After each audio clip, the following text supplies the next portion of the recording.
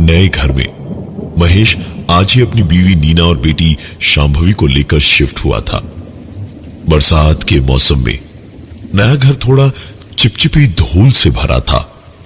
आधा अधूरा काम करके सोचा था कि बाकी का कल देखेंगे जब रात को सोते वक्त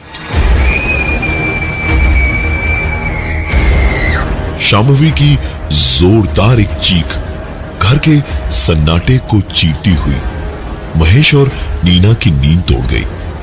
दोनों उठकर शांभवी के कमरे की ओर दौड़े और धड़धड़ाते हुए उसके कमरे में घुस कर देखा।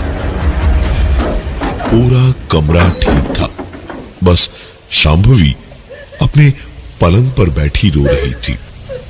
महेश ने झट से अपनी बेटी को गले लगाकर पूछा, क्या हुआ, ऐसी चीखी क्यों? तो कोई सपना देखा क्या तूने?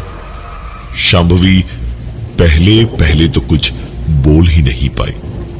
14 साल की बच्ची बुरी तरह से घबराई हुई थी। फिर बार बार पूछने पर उसका रोना थमा और उसने बताया कि जब वो सो रही थी तो अंधेरे में उसे दरवाजे के खुलने की आवाज आई और हॉल में जलती लाइट की हल्की सी रोशनी में उसने देखा कि कोई अंदर आया। नीना या महेश में से ही कोई होगा। नींद में यही सोचकर वो लेटी ही रही जब वो पास आकर पलंग पे साथ ही बैठा और बहुत प्यार से आहिस्ते आहिस्ते शांभवी के बालों में उंगलियां चलाने लगा। शांभवी नींद में तो थी ही और गहरी सी उसे नींद आने लगी। तब अचानक कैसी एक अजीब सी बहुत तेज बदबू आने लगी। शांभवी ने तब अपनी नाक बंद कर ली और बोली, कैसी गंदी बदबू है ये, लग रहा है कुछ सड़ गया है। शांभवी के इतना कहते ही एक अजीब सी आवाज आई, बदबू आ रही है, इसलिए यहां आए हो?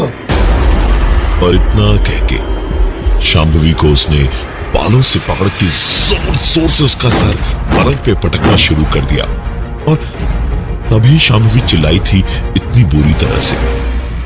महेश ने तुरंत नीना को इशारा किया और शांभवी को उठाकर कहा, चल आज तू हम दोनों के साथ सो जा।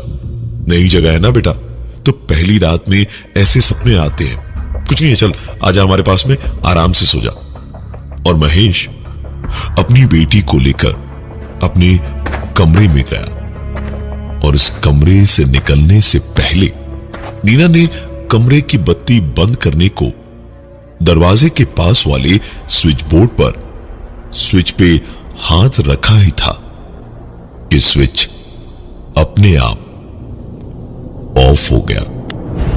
जरूर हाथ लगा ही होगा, नींद में समझ नहीं आया होगा। यही सोचकर नीना ने दरवाजा बंद कर दिया और अपने कमरे की ओर चल पड़ी। मुश्किल से 2-3 कदम ही चली होगी जब नीना ने पीछे पलट कर देखा तो शांभवी के कमरे का डोर नॉब अपने आप घूमा और दरवाजा अपने आप जरा सा खुल गया। नीना दौड़ी दौड़ी अपने कमरे में पहुंची जहां महेश थपकियां दे देकर शांभवी को सुला रहा था।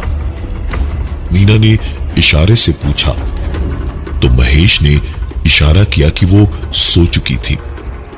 नीना ने महेश को बाहर बुलाया क्योंकि उसे कुछ बात करनी थी महेश से।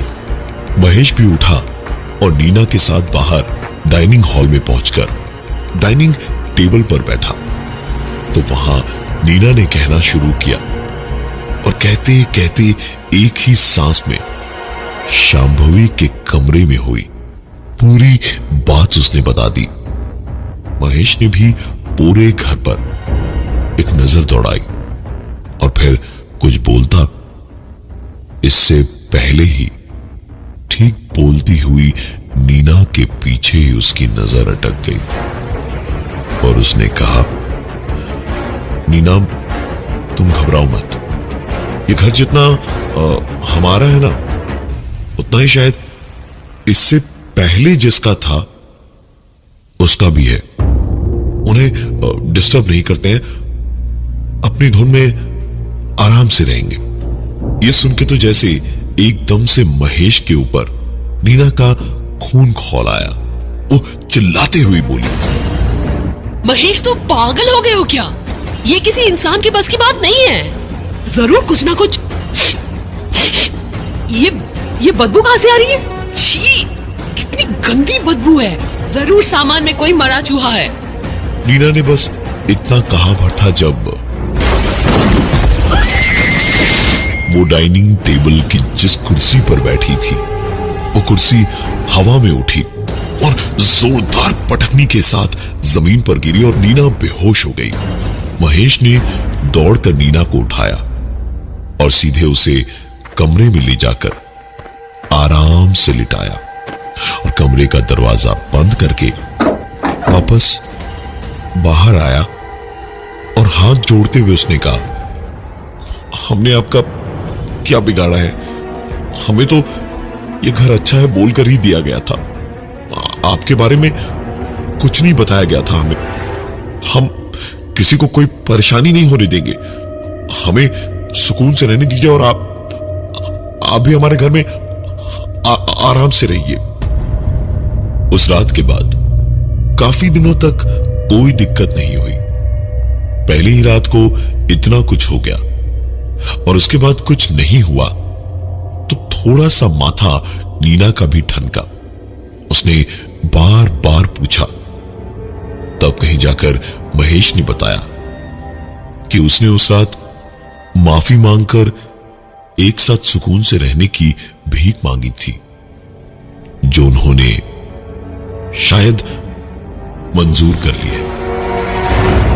सब कुछ ठीक ही चल रहा था जब एक दिन अचानक खेलते खेलते शांभवी को छज्जे पर एक बॉक्स मिला। मामूली सा कार्टन था दिखने में, लेकिन उसमें कुछ सामान रखा था। कुछ तस्वीरें थी जो खराब हो चुकी थी, जैसे उन पर तेजाब फेंका गया हो। कुछ पुराने कागज भी थे, शायद चिट्ठियां थी जिनकी स्याही कागज में घुल चुकी थी। नीना ने देखते ही देखते तुरंत महेश को फोन लगाया और महेश ने फोन पर ही कहा, वो जहां है उसे वहीं रहने दो, तुम में से कोई उसे छूना मत, मैं जल्द से जल्द घर आ रहा हूं। महेश तुरंत ऑफिस से वापस घर आया और वो कार्टन उठाकर सीधे छत पर ले गया। और क्योंकि कार्टन गत्ते का था और अंदर भी कागज ही थे, तो बिना वक्त बर्बाद किए महेश ने उस पर केरोसिन छिड़क कर उसमें आग लगा दी। और उस कार्टन में आग लगते के साथ ही नीना की चीख पूरे मोहल्ले में गूंज गई। महेश उस कार्टन को छोड़कर सीधा नीचे भागा और नीचे जाकर उसने जब देखा कि नीना आखिर चीखी क्यों थी, तो उसके खुद के रोंगटे खड़े हो गए, क्योंकि यहां नीचे बालकनी में सूखने को जो गीले कपड़े डाले हुए थे, उन कपड़ों में इस वक्त आग लगी हुई थी। उसे किसी तरह से बड़ी मशक्कत के बाद जब बुझाया तो महेश को याद आया कि छत पे वो कार्टून जलाया था उसने। दौड़ा दौड़ा महेश ऊपर छत पर पहुंचा तो उसने देखा कि उस कार्टन में लगी आग भी पानी मारकर बुझा दी गई थी।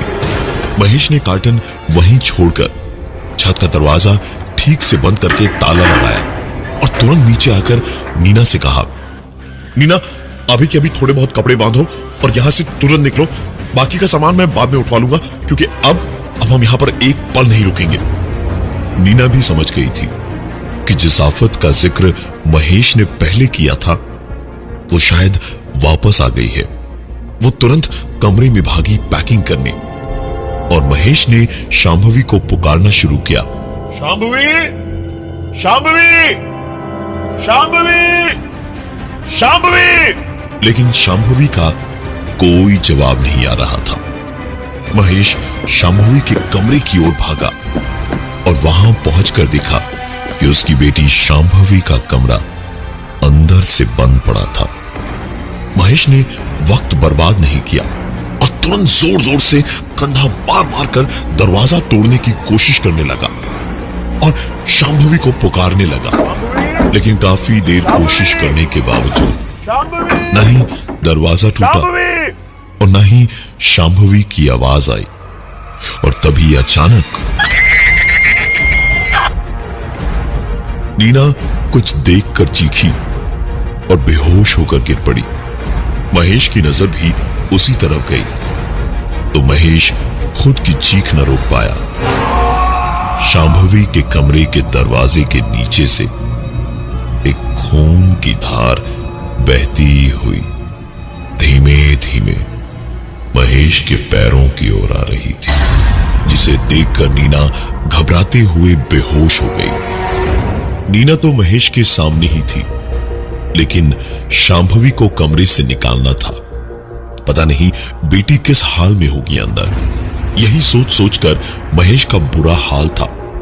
पूरी जान लगाकर उसने 3-4 धक्के मारकर दरवाजे को जमीन पर धराशायी कर दिया और दरवाजा टूटकर गिरते ही महेश के सामने जो नजारा था, उसने महेश का दिल जैसा दहलाया, इससे ज्यादा सिर्फ मौत ही डरा सकती थी। महेश की आंखों के सामने शांभवी पलंग पर किसी टूटी मरोड़ी हुई गुड़िया की तरह पड़ी हुई थी। दोनों पैर मुड़े हुए थे, हाथ और गर्दन उसके अकड़े हुए थे। लग रहा था जैसे हाड़ मांस की लचीली इंसान नहीं है वो, बल्कि लकड़ी की ठोस गुड़िया है।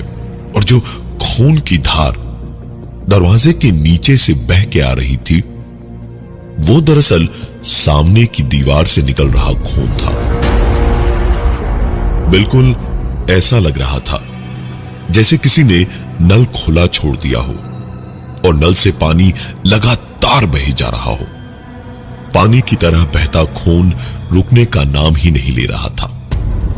महेश को कुछ समझ नहीं आया तो उसने सामने पड़ी बोतल से आधा पानी शांभवी के चेहरे पर उलट दिया। शांभवी तिलमिलाते हुई उठी और बैठकर हाँफने लगी। महेश ने शांभवी को संभाल के उठाया और कमरे से बाहर लाकर बोतल का पानी नीना पर उड़ेल दिया। नीना भी एक झटके से उठी और इधर उधर घबरा कर देखने लगी, लेकिन शांभवी को अपने सामने देखा तो नीना की जान में जान आई और उसे अपने सीने से लगाकर रोने लगी। महेश ने एक बार फिर से अपने किए की माफी मांगी और हाथ जोड़कर कहा, हमें माफ कर दीजिए। हम घबरा गए थे और हमने वो घाटन जला दिया। हमें माफ कर दीजिए। हमने आपका कुछ नहीं बिगाड़ा है। हमें ऐसे परेशान मत कीजिए। हमें ऐसे परेशान मत कीजिए।